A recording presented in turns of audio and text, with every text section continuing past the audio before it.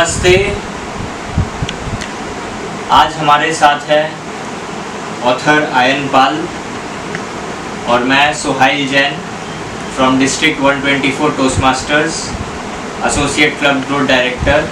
आज उनको वेलकम करता हूँ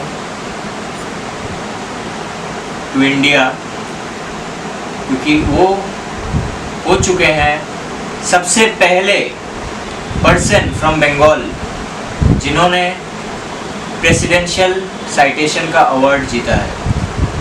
ये बहुत बड़ी बात है टोस्ट मास्टर्स इंटरनेशनल में। टोस्ट मास्टर्स इंटरनेशनल ये प्रेसिडेंशियल साइटेशन अवार्ड हर किसी को नहीं देती। ये उन्हीं को देती है जो बहुत दिन, बहुत साल टोस्ट मास्टर्स कम्युनिटी में अपना डेडिकेशन और अपना टैलेंट शेयर किया। टोस्ट मास्टर्स इंटरनेशनल एक नॉन प्रॉफिट ऑर्गेनाइजेशन है जो बहुत सारे कंट्रीज़ में अपना इन्फ्लुएंस बना चुकी है और ये 100 साल पुरानी ऑर्गेनाइजेशन है। आप सभी को पता होगा पब्लिक स्पीकिंग कितना डिफ़िकल्ट होता है और पब्लिक स्पीकिंग हर कोई नहीं कर पाता। इसीलिए ग्लॉसोफोबिया, जिसको पब्लिक स्पीकिंग का फियर बोला जाता है, वो सबसे बड़ा फियर है आज लोगों में। टोस्ट मास्टर्स में ऑथर आयन पाल 4 बार DTM बन चुके हैं। वो यहाँ पे ये कम्युनिटी में, हम लोगों के देश में और बाहर के देश में स्टूडेंट्स को, कॉर्पोरेट के लोगों को और लीडर्स को इन्होंने मेंटर किया है। और ये मेंटरिंग के वजह से और उनका जो डेडिकेशन है, ये डेडिकेशन टोस्ट मास्टर्स इंटरनेशनल को पता चला है और ख़ास उनके लिए एक बिलबोर्ड निकला था टाइम्स स्क्वायर न्यूयॉर्क में, जो बहुत बहुत बहुत बड़ी बात है। और हम लोग शान से, आज मैं कह सकता हूँ कि as an associate club growth director, ये बहुत बड़ी बात है कि ऑथर आयन पाल 4 बार DTM वहाँ पे वैसे वेलकम हुए। उनका कॉन्ग्रेचुलेशंस मैसेज वहाँ पे आया। आयन पाल जी, सबसे पहले तो स्वागत है आपका हमारे चैनल 1 पर। आप एक ऑथर, तो मैं ये जानना चाहूँगी कि आपकी इस जर्नी की शुरुआत कैसे हुई? Thank you so much question के लिए। फर्स्ट ऑफ ऑल शुक्रिया, आज आप यहाँ पे आए हैं। कहानियाँ एक ऐसी चीज़ है, हम सभी बचपन से कहानियाँ सुनते हैं। मेरी नानी मुझे बहुत सारी कहानियाँ सुनाती करती थी और ऑब्वियसली हम जो स्कूल में पढ़ते थे सेंट जोसेफ्स कॉलेज, वहाँ की लाइब्रेरी में मुझे किताबों का बहुत शौक़ हुआ। मेरे दादाजी एक AAA में डॉक्टरेट थे और वो बहुत पुस्तकें लिख चुके थे। मेरी माँ भी AA में ये थी, तो हमारे घर में कहानियों का बहुत ये था, लोग किताबें पढ़ते थे।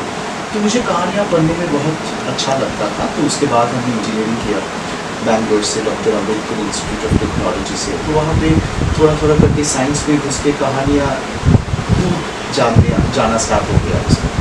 और जब मैं टोस्ट मास्टर्स इंटरनेशनल की स्टेज में आया तो मैंने देखा कि फिर से वो कहानियाँ जैसे मुझे खींच के आगे लेके आया गया और वो कहानियाँ धीरे धीरे उभर के आना स्टार्ट किया। तो 2014 में मुझे याद है, तो एक नेशन वाइड कॉन्टेस्ट था नोशन प्रेस में, तो वहाँ पे मैंने पार्टिसिपेट किया था और 21 टेल्स टू टेल करके जो पहली किताब जो आई थी, जो बेस्टसेलर भी बनी थी, वहाँ से मैं लेखक बना, जहाँ पे मेरा एक स्टोरी था a choice between India, Pakistan और बांग्लादेश, जो एक सच के ऊपर निर्धारित है। तो वहाँ से कहानियाँ लिखने का वो प्रथा शुरू हुआ और उसको छोड़ के भी IBM में, जैसे मैं कंसल्टेंट हूँ, अभी 20 साल होने वाला है मेरा IBM में, तो हर जगह पे मैं कहानियाँ बोलता हूँ।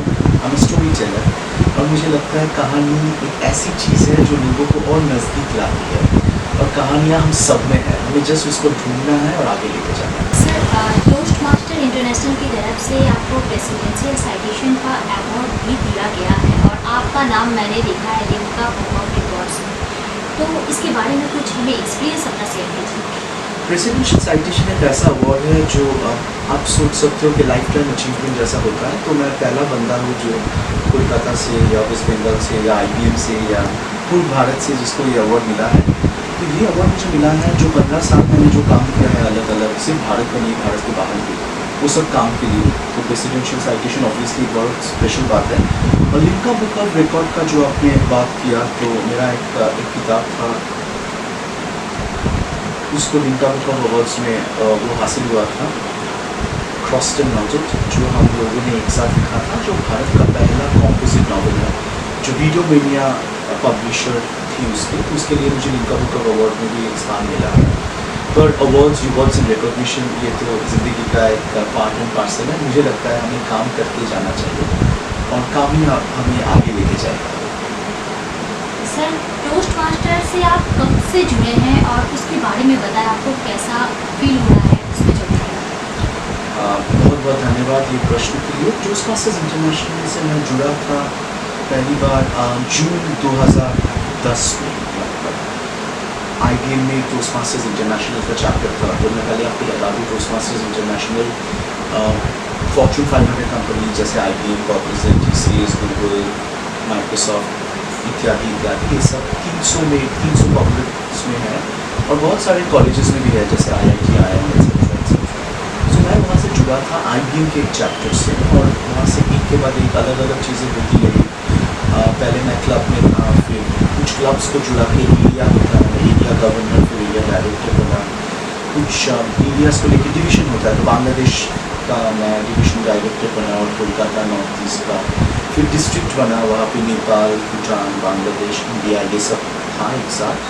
तो अलग अलग प्रांत में मैंने काम किया, बाहर भी मैंने काम किया है थोड़ा थोड़ा करके। तो ये सब मिला के टोस्ट मास्टर्स इंटरनेशनल एक ऐसी ऑर्गेनाइजेशन है, मुझे लगता है it is the world's best kept secret, क्योंकि सब किसी को नहीं पता कि यहाँ पे क्या होता है, पर जानना चाहिए। और अभी मुझे लगता है टोस्ट मास्टर्स का वक्त है, बहुत ज़्यादा है, और जितना आप जानोगे, जितना आप मानोगे, उतना आप आगे जाओगे। जिस गूगल कीजिए टोस्ट मास्टर्स इंटरनेशनल, और हो सके तो ये क्लब में आप जाइए, और मैं ये ज़रूर कह सकता हूँ कि आपका ज़िंदगी बदल जाए। सर, आपको किस तरह की स्टोरी लिखना पसंद है? थ्रिलिंग स्टोरीज, ऐसी स्टोरीज जहाँ पे लोगों को थ्रिल लगे, पर ऐसी भी स्टोरीज होनी चाहिए जहाँ से हमें कुछ सीख मिले। जैसे कंटेम्प्रेरी फिक्शन, थ्रिलर्स, मैं माइथोलॉजी में लिख चुका हूँ, एक मेरा किताब आई थी रुद्राक्ष।